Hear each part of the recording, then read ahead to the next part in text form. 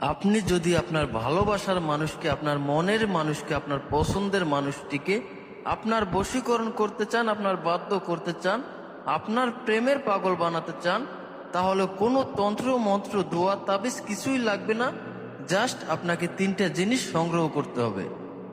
সেটা হলো, আপনি প্রথমেই 2টি তেজপাতা সংগ্রহ করবেন এবং একটি ফুলযুক্ত লবঙ্গ সংগ্রহ করবেন।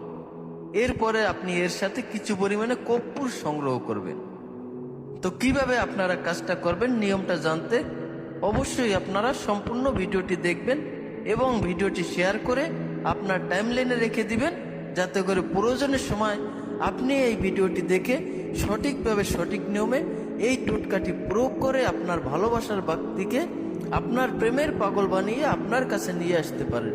সে আপনার কাছে ছুটে আসতে বাধ্য হবে মাত্র 24 ঘন্টার মধ্যেই।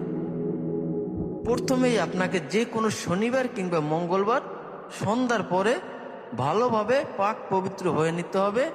আপনি ভালোভাবে হাত মুখ ধুয়ে নেবেন, গোসল করে নিলে আরো ভালো হয়।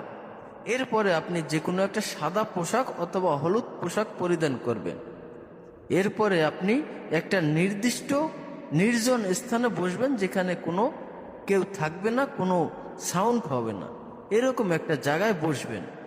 বসার পরে একটা পাত্রে আপনি এই তেজপাতা 2টা রাখবেন, এই লবঙ্গটা রাখবেন এবং এই কর্পূর রাখবেন।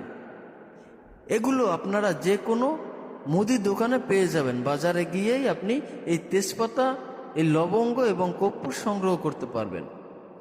তো এই তেজপাতা 2টির